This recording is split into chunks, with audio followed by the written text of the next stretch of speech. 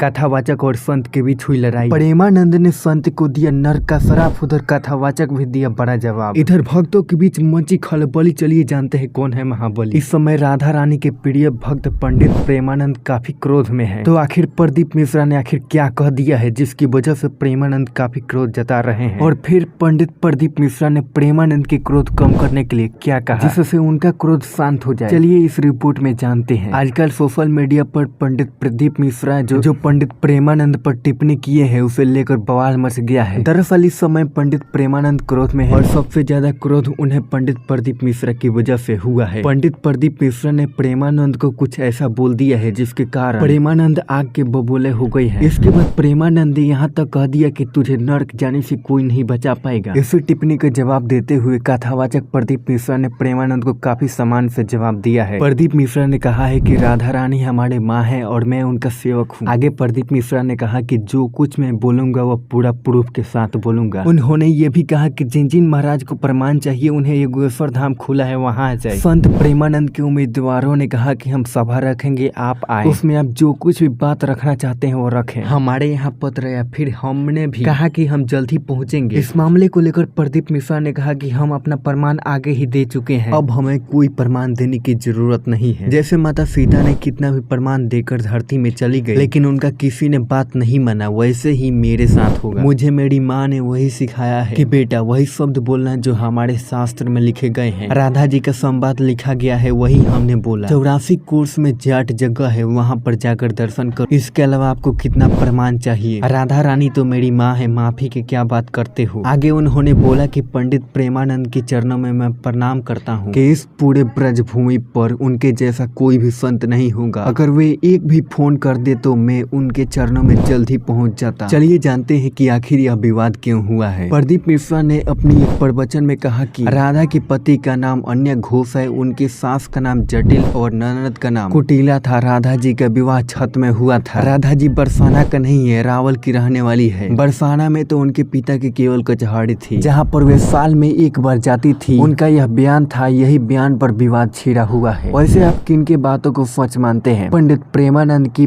पंडित प्रदीप मिश्रा की? कमेंट करके जरूर बताएं। Video report trend Bharat news.